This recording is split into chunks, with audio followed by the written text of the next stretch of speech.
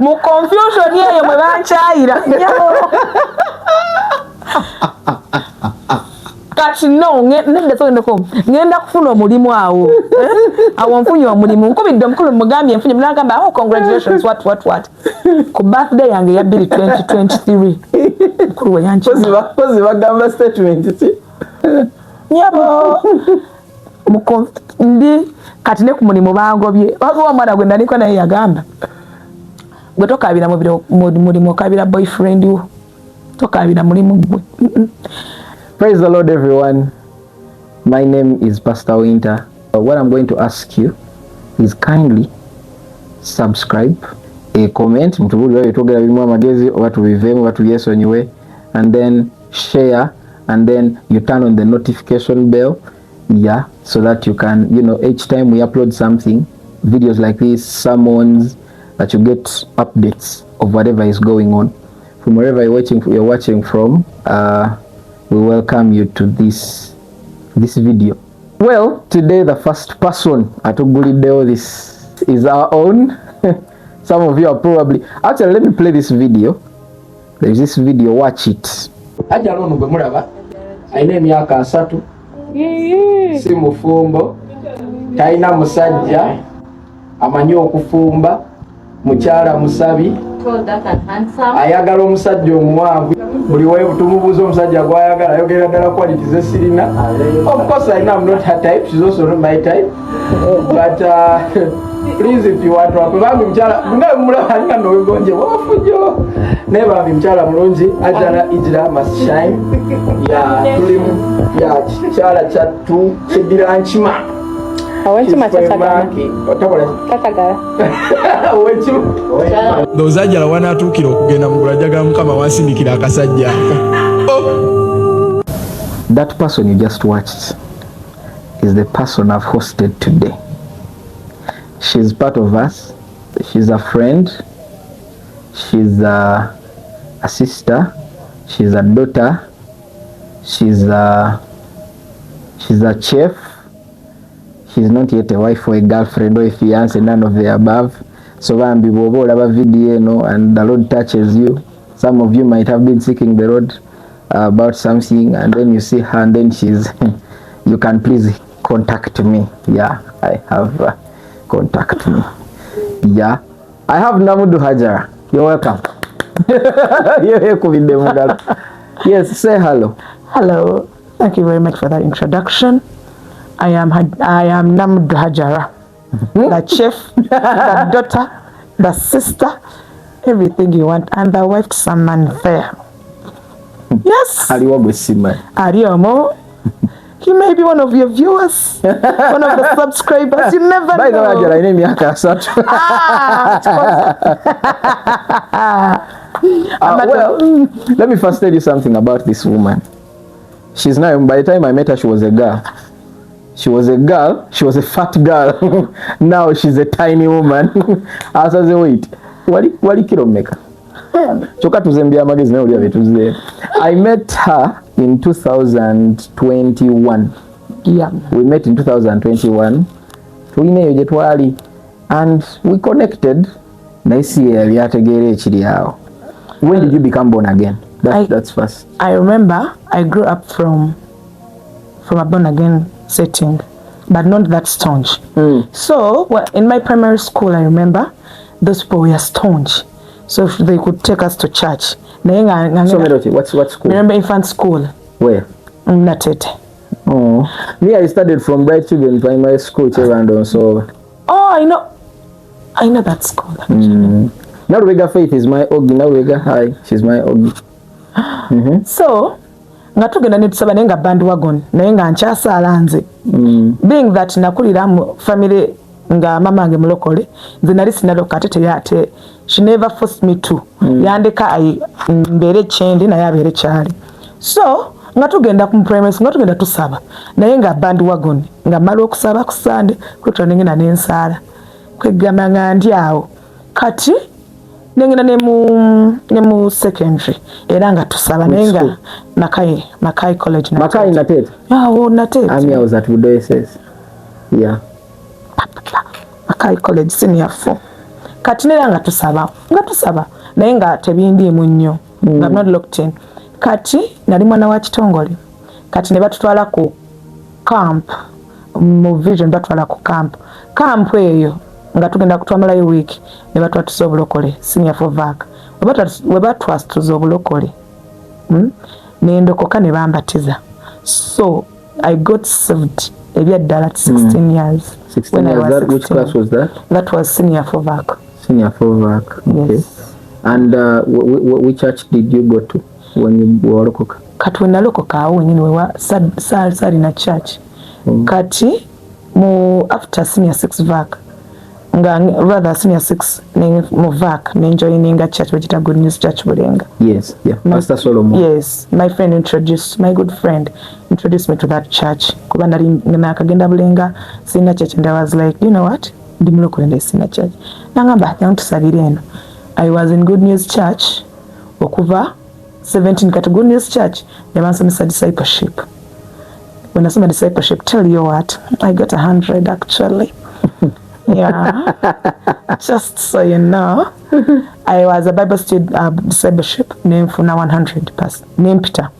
You need any vampanichila actually. So I joined Good News Church. Kati awo obulokole we butandika. Nga nsaba buli Sunday ng'omuntu. Nga nvudde mu by'abasiraamu nga sikyabigendamu. Nendokokera nimba nga nsaba kati nga ndi bona ageni yeetongodde nga ndi mulokole ebyaddala. Okay. How do you, because I believe you were not the born again yafuna ekikumi for the years until now. What happens in between there before you get a U-turn? What goes wrong after 17? Kati nalijjukira nsaba. Remember I was going to church.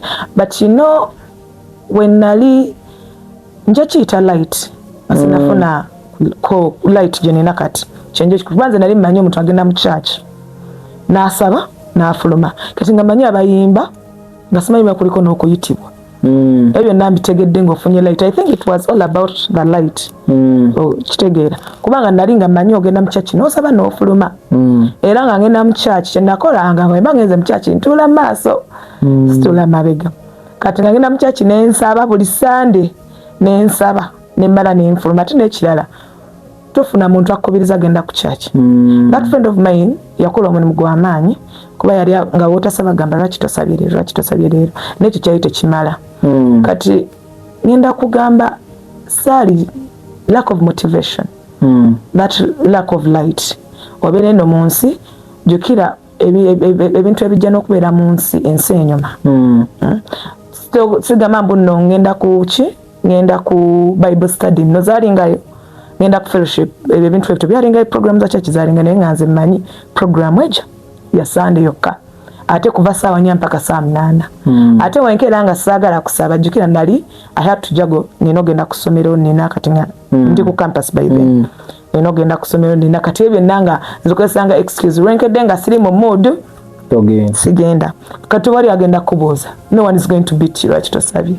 And I was not so nga nze simanyi mbuno sosobola n'okusemberera omusumba era nali Good News Church nga manyi osaba busabi n'ogenda era nga n'okusembera omusumba ndabanga kintu nga ndaba of course omusumba alina aba welcoming naye kati nze nga tekiclockinga it never looked in that I have to get near oba it is necessary for me to talk to my pastor. The times I remember the times I had an encounter with my pastor face to face. Zaali njibalira nga mwesanze compound webityo naye nga si kyamaanyi nnyo oba that oba mwebuuzeko nga I don't know counseling, so I didn't know many things, so nja kitwalako light okubanga tonnafuna kumanya kw'amaanyi nga tonnaba kusala ne surrendering kikulu. What are some of the things you did in that time? Okay, some ebita waliwo bitasobola kwogera but there is that Hajarah. There is that Hajarah. Yaliyo tabu. The Hajarah you met in 2021. But I remember, let me first say this. Hajarah ono gwe mulaba alina emyaka asatu kati. Olaba woba olina emyaka yo egyo emyaka era egyo emyaka mugiraba egyo emyaka mikambwe. They are good years, actually they are prime years. They are prime years whereby you feel like you have the world world nga ojetise ku mutwe buli wamu gwaliwo bannange somba atandaba wandabako Hajarah wandabako nga nsobola okutambula like sobola okuyuya I felt like I had the power. Right now kati nina statement eno gyenkozesa, the streets I used to walk on are the streets, and now I am a sweeper, I am a cleaner. I can no longer own those streets. I would walk and everyone be like, I would enter and everyone would know that I have arrived. Those are the times. Alwa kasera wasalira kenvi. Nani mzungu ngenda kwekuba tatu. Njagala no tatu yo kugulu ngatika mu anklage. Kati ngamba. Actually I think those as you talk I should there should ofana nyo oba simanyi. Atobuleta. Kati ngasoka ngamba kati ondabye you know those things. Naye byali bizibu. I remember Please. Waina ka dress ke wayama. I can look for that video and I said, oh my God. What was coming through your mind when you were in that girl that got 100 in the discipleship? That girl yarokoka yakiriza Yesu. What was going in your mind when you were doing all those things? Kati nonga Yesu awone simuli nako. Nga simuli ko nga si kye kizibu. Manyi njagala Yesu naye nga manyi ndi mulokole naye nga tukomaawo. Nali nkirekawo nga nkyogera kimanyi ndi mulokole, like that was my identity. Because I knew I loved God from early years. I knew I loved God from early years. That was my identity. But the thing is, nga simanyi kintu kyonna kikwatagana Katonda. Nga simanyi nti tulina okumanya Katonda intimately. You know that? That intimacy with God. I didn't know that it existed. Nganze mmanyi genda ku church osobe Katonda akumanyi. Naye nkubuulire. Okumanya nga sitaani muntu mubi. Ngava mu church ku overnight. Eyabadde binnumba ekiro binnumba mirundi 5. Kitegeera kati ngamba okusaba bye nasabidde ne bikoma ate nga biri so powerful. Kitegeera kati wennamanyi kati nzukuka ntya. And those days I was depressed. Yeah, I was battling with remember, depression. This is something funny. One time but now Mama Hajarah, Mama Hajarah, I love that woman. I remember one time I came to say hello to them and Hajarah walks away. Then Mami wenanga ne mugamba hatona muyo obwedda tugamba alina diprozo nisima diprozo nze simutegeera wa diprozo. By the way, I battled with depression since I went out of campus. Mpaka wenatandika okusaba ennyo ne manyogo muzimu. I would want to singa nali suicidal sanga singa nita so kanukanka so be kind to people you see out there. People are struggling with many things. Banange, remember growing up I was bullied. Ngatinga simanyi buno. I'm a victim of bullying all my life. Remember, according to my sense of proper bullying, ne direct bullying asichimanyi. Kati wemala okula n'enkiwa erinnya. Buno bakiyita bullying. Omuntu nakubeerako nakwekyayo biki. Kati byonna byakomawo mu obudde. Byonna ne bikomawo omulundi gumu. Kati ate the mere fact that byonna byajja nensooka ntula mu my friend engeri gye nfuna mikwano gyange nga ndaba nentuuka I concluded no one has ever loved me genuinely. Nenzire ne ku kiri ekyatatange ne kikomawo being that I grew up without my dad. Kati byonna byegatta omulundi gumu, and by that time my best friend had become a stranger, so I had a lot on my mind. Getting depressed there. So I wonder about 2021. Nanza kupira on this man. Naye I'm the happiest. And funny enough, we met in a moment when I was also sick. Wabula tozi Mane kano musoma ndo mlaba try me tinganga nange nine bisubi naye ne bisubi. Naye ngebye tonzende dabula. Gosoma nchimbi tam tonimba. Nze nchimanyi tonjagala nimba. Anyway, that time I was battling with depression. One day I went to church. The pain was too much. Nzujukira nina wenava ninyambala mjinenda ku church. Nenfukamira wansi ningamba Katonda isala yonjujukira nagisalako. Ningamba take away this pain. I want to heal, I want to forgive. This pain, this jealousy, this I couldn't handle. Nzujukira sana nagisala bulungi nnyo. Nga byonna bye mbigezezaako bigaanyi. nengenda nenfukamira wansi ku mavivi kuba kye kyantwala mu church kyokka ngende nsabe for healing, the grace to forgive. Byonna nabisaba mweyisa nengamba I'm tired of this life, I cannot move on like this all my life. Ate yo nagisaba nga ndina 27. So there are people you are not forgiven. Yes, I used to hold grudges. And it was keeping you bound. Yes. Because omuntu gota nasonyi olaba bana rakuba abantu bamanyi the power of forgiveness. Like in preaching nchogerako nnyo kubanga manyi how deep it goes.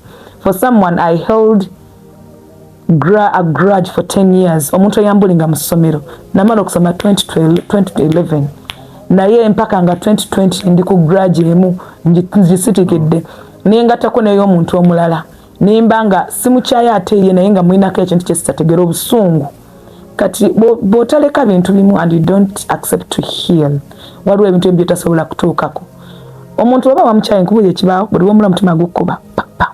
Yes. Buli womulaba owulira obusungu.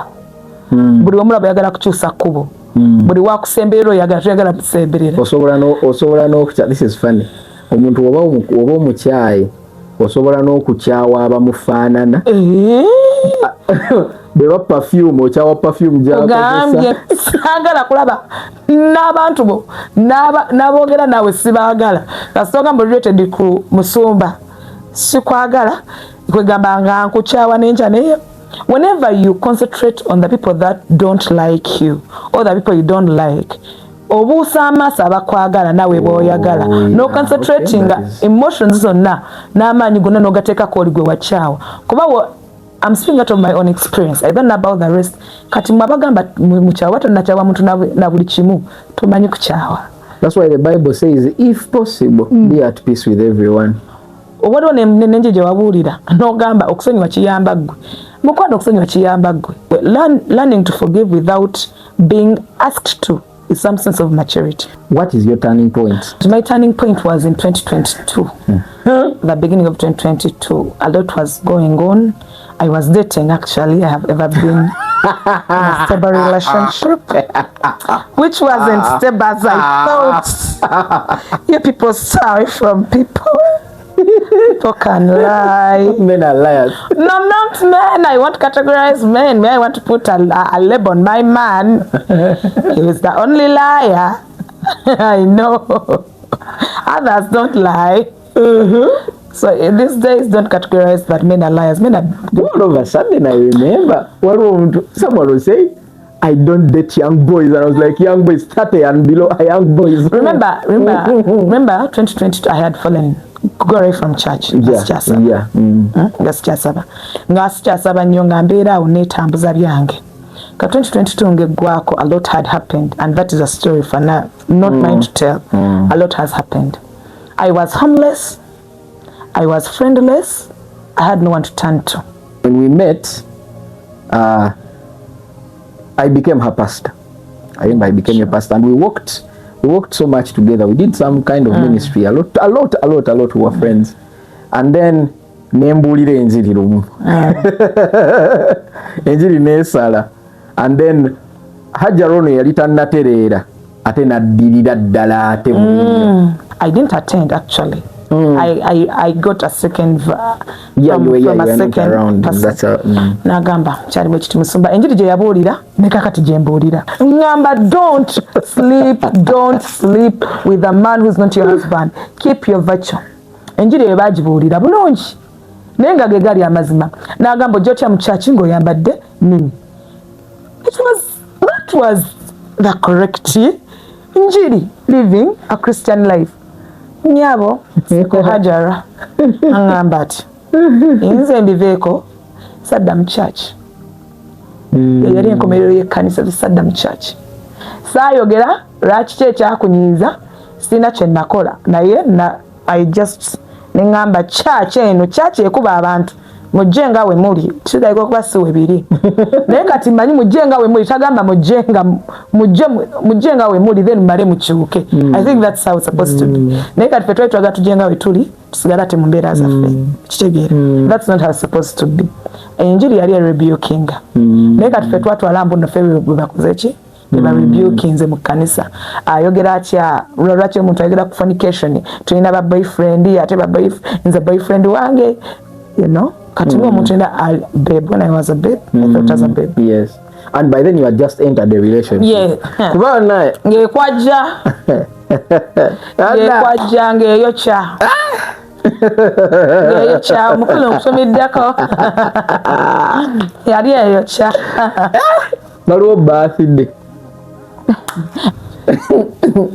pakera kujja mu service ono w'oluganda nga birthday nga yeekaza no me I don't want anything by the way nga okay kati as time passed ndoza agenda okulaba the man is not saying anything natandika okutya ngenda olaba oluganda and Hajarah, one thing I know about her is bwaba avuddeko wanga enyindo eno etuyana kati ngenda olaba oluganda enyindo etuyana wano waliwo wati are you okay okay nga avudde akobajja kasalamu oluganda yasanyuka amaze kulaba bira omukulu and some girls can also be like, no me by the way me I don't care. You care. Of course we care, we do care. Kati ngudde ku good news kyasaba nino sikyasaba kugamba ndi awo ntwala kati time yatuka that was 2022 November. I remember very well. I was homeless, I didn't have friends, I didn't have anyone to turn to. Omukulu oyo nampa ewokubeera naye mbuza kye yakola na genda nakola emirimu gye. Remember, I need a friend to turn to and I didn't have anyone to turn to, and alone in a house whereby I'm always cooped up. The situation was I wasn't even supposed to move. Kugamba nga ndi cooped up nga ndi wamu in a very closed place. What I had to do is I had to pray. I sat every day and I told God, I have never cried all my life like I cried from 2022 and 2023. Like I told God, I knew that it was all going to end. I could feel, the spirit could sense. I would feel in deep down in my spirit that this is the end.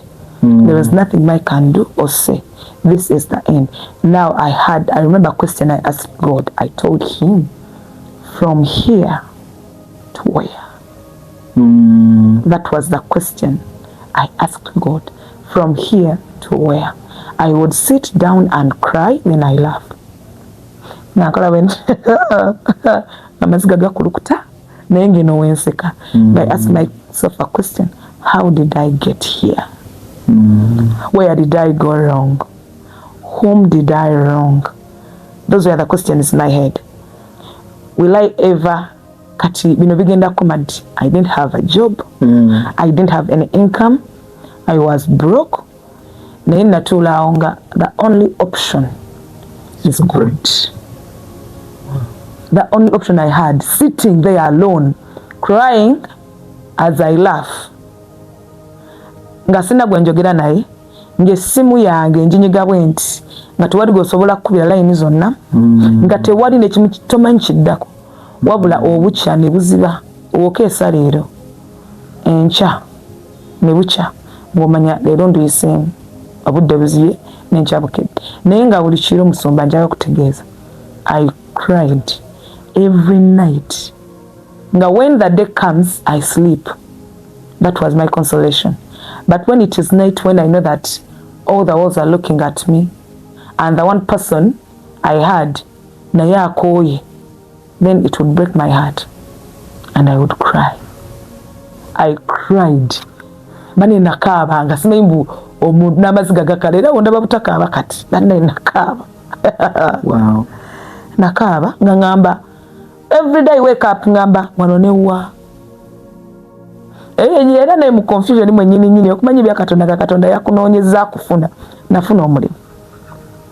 Nengamba nfunye omulimu. Nyabo ngenda nga nezintwala sizina nenzifuna. We nazifuna nengenda ku mulimu. Ne bangamba jakola konze njakola. Boss nangamba nkuwadde weeks mmeka? 2 trial. Mukwano yangu bina mu weeks mu nnaku ezo 5. Nanga tezawera na 5. Zali oba 4 oba mmeka nangamba tujja kukubira. That day I sat on that veranda nimugamba kati awo nfunye tufunye ennyumba tupangisa manyi everything has settled jukira sina relationship yaweddewo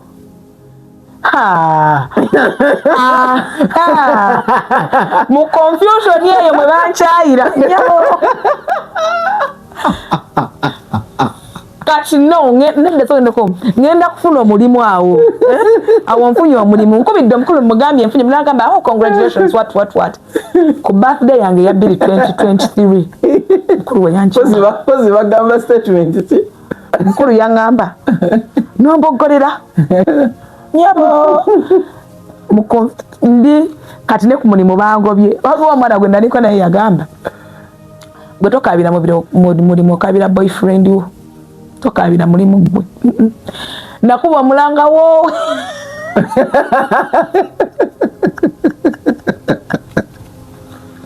I would come from work. Every man is a woman amukabira muko. Neda asogenda ku heartbreak eyo ngamba ku counter nenkaba nenkoma ku counter nentula nenseka. Neba customer kati. Kati nga wentoke waka my little sister. And that girl, naye mugumu bambi na alabye phases. Nga ntoke waka nangamba bambi lero tokaba. Hajarah lero tokaba. Tinga ntuke waka. Chokaze boda mbisize wala. Chokaze boda musajja nakwiseri Nenga mazima the border is the boyfriend. The border. I remember. That is a chance. Yeah, Musumba. By the end of the I am over him. I'm actually over him. I'm over him go kala. Musumba abonno we yamala kati nno kumanya katonda bisesa.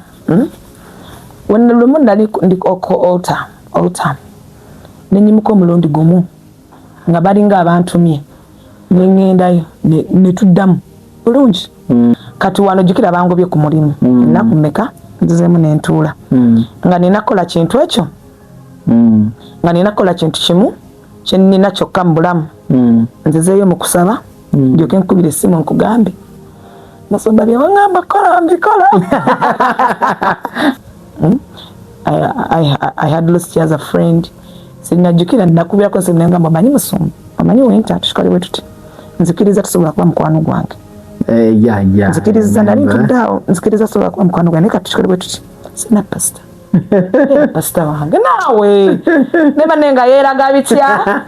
Teko alikweraga. Yali yeraga bitya. Nkuze nakula. Bane yali yeraga ngataga kompuliriza. Naye ne muga nsabo nendeta ne negotiation. Kati olaba winter. Tusobola kuba mukwano gwange ne Musumba wange. Naye omuntu akugawo. Nawe ine kanonga bi my friend nga linga polima. Kale binna bikola binna byaba kati tewali yagala nkole ki. Nga sirina kyennina, sirina mulimu, sirina mikwano, sirina kugamba nga ndi mu bank. The only person I have, there was a friend of mine, nika kati achani, my friend Letitia. Kati nga asobola okukubirako Letitia yangambako lumu. Hajarah nkubulire. Abantu baba n'ebizibu, Hajarah n'ebizibu. Nyabo. Nange sene mugamba nolaba nno, ensonga yange Katonda yagirimu. Kati my sister manyi okuntuza sinagamba. Tofaayo ffe wetuli. Tuula obagobya tuula. Tawuze wendi wano. Bireke ebyo. Naye kyenzijukirako yannegayiriranga. Bambi tokaabale. 2023 ngegwako. December. Remember I had cried nga nyingira 2023 yona negwako nga nkaaba natula ku buliri bwange nengamba Katonda, I'm so afraid I don't want to enter 2024. This year has been so bad that I'm afraid to see what 2024 is bringing for me. Can you take me, please? I was so traumatized with the previous years that I didn't want to see 2024. And I by then nenga nina n'omulimu nenga waliwo ekitali bulungi nenga I still have a lot to sort out. Accepting the mistakes you did as a young woman, letting go of the past. I had a church, that day I was going to church. Then I asked God, do I need to go really? God, I don't have a church. Show me a church. Remember those days I used to fast a lot in that period of God taking me away from everything.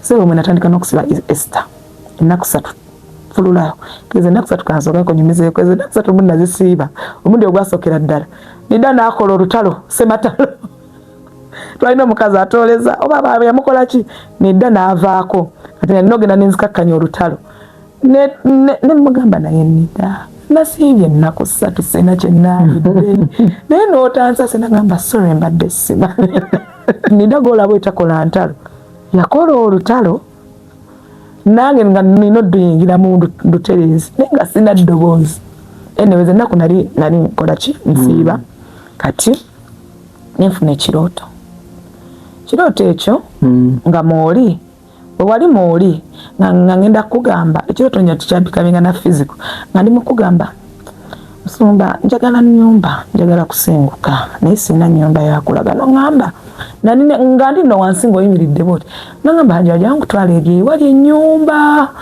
erimu ne tiles nungi mulimu ne tiles nze jangu twayimanya wali amayumba amalungi njimanya ennyumba ne kati newe nava mu kirooto actually batugoba mu nnyumba n'ekirala kati nendootanga musaba naye nga ndi wabweru kitegee nga mwe muli mu kusaba enjiri egenda mu maaso naye nga I'm watching from a distance nga sibitegera nga waliwo endabirwamu nga ndaba naye nga nze ali wabweru that day I called you kati nze singa engeri gye nakivvuunula ngamba tanjagala mu church ansibidde wabweru ali nekirala kyandaga mpu nolina kuba mu church kati neera naddamu nenvayo jjukira nga nyiizi ntadde feeling nenzamu neera nenva mu kkanisa nengamba nze kangende ku lusozi nenoonyeze Katonda ndaba nolimba dde munoonya nyebo nga neyongera kuba bubi nengamba naye Hajarah lwaki todda mu church yo n'otuzaniya n'ova mu bintu by'amalala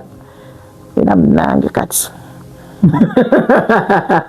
neongamba kubuulira njiri kukonkerako ngaza mu pashati ya soft Hajarah wa 2021 wasinkana Hajarah wa 2025 beekuba jukira we wangamba nsome Bible nongamba Hajarah nokubuulire Hajarah nolina okusoma Bible kubanga byogenda okwogera n'omuntu gwogenda okubeera agenda kuva mu Bible.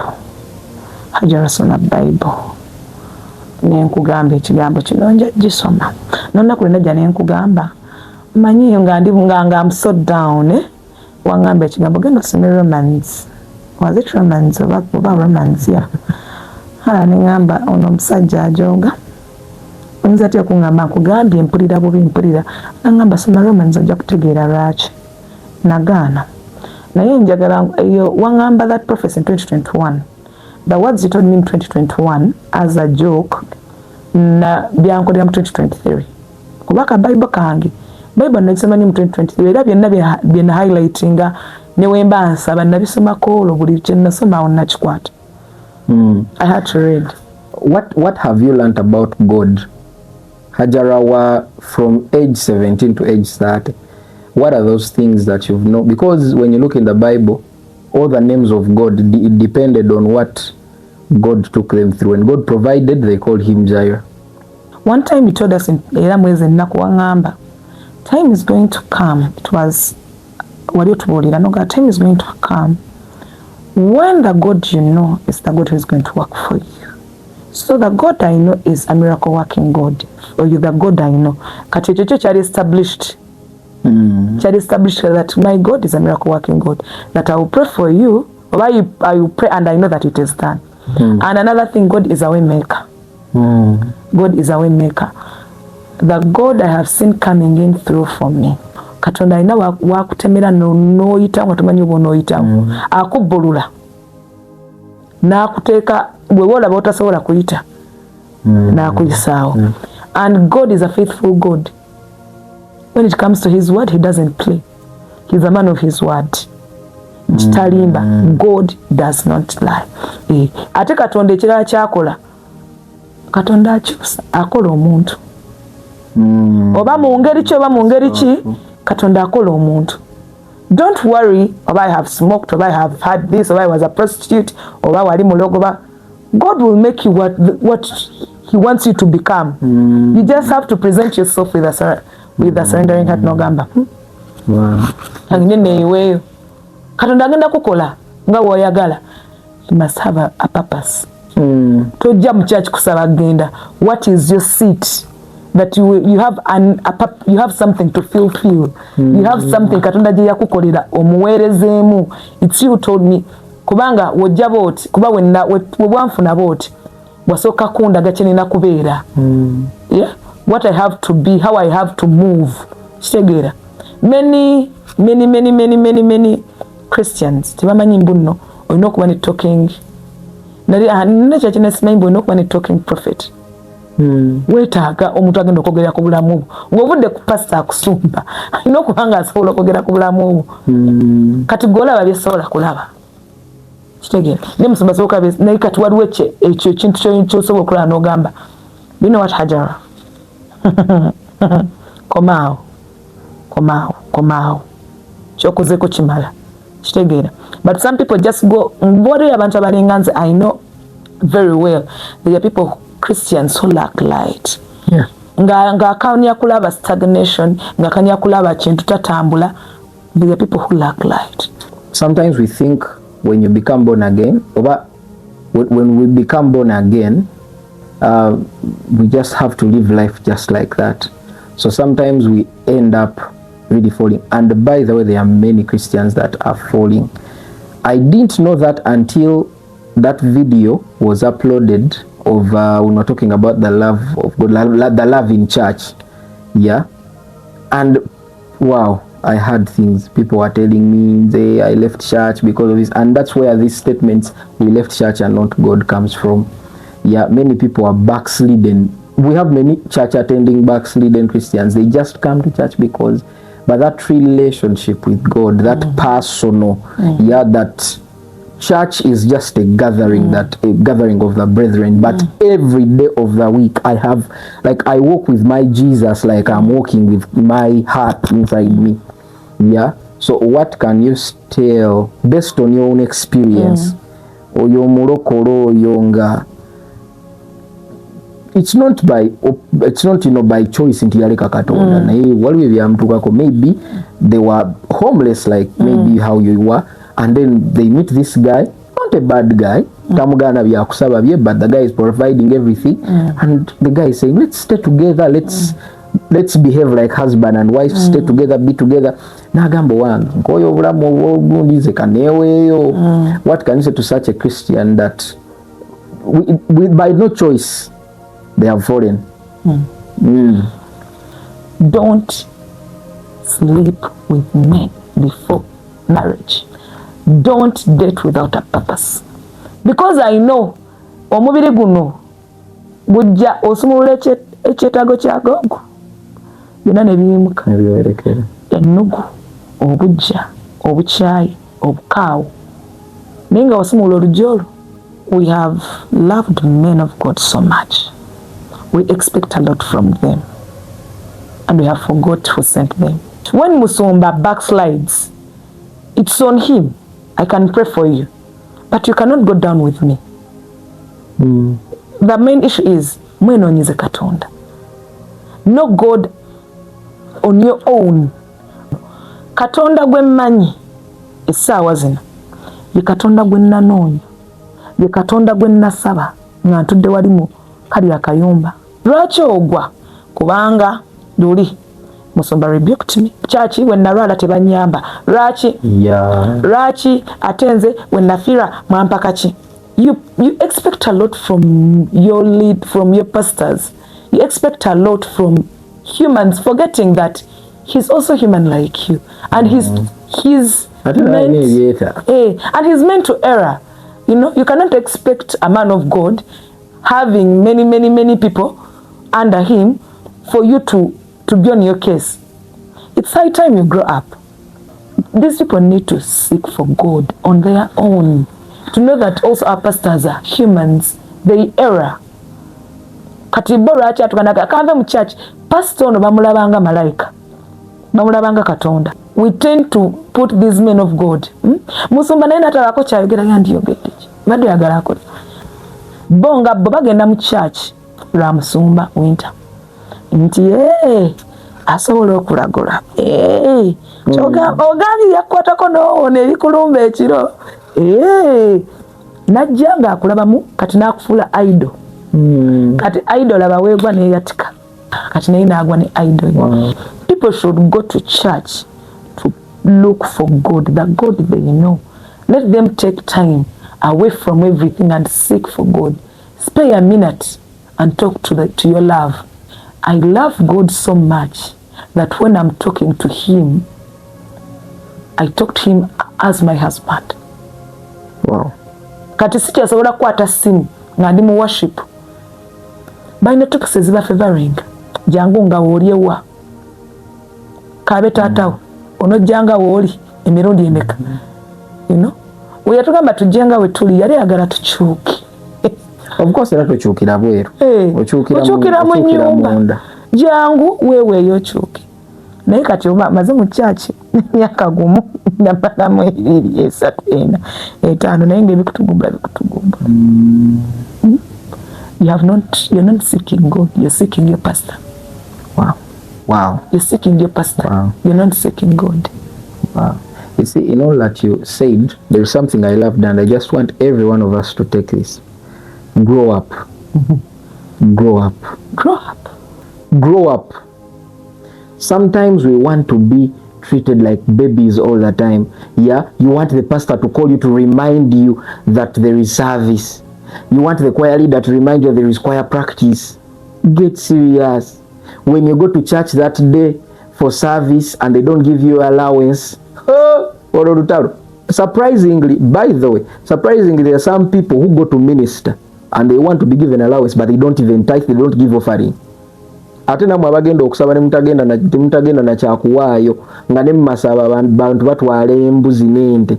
Yeah, and then there are some things tulina okukula. Yeah, the Bible says when I was young I talked like a child, I thought like a child, but now that I have grown, I have left the childish ways. Okay, when you go to church to pray, you've gone to meet your maker.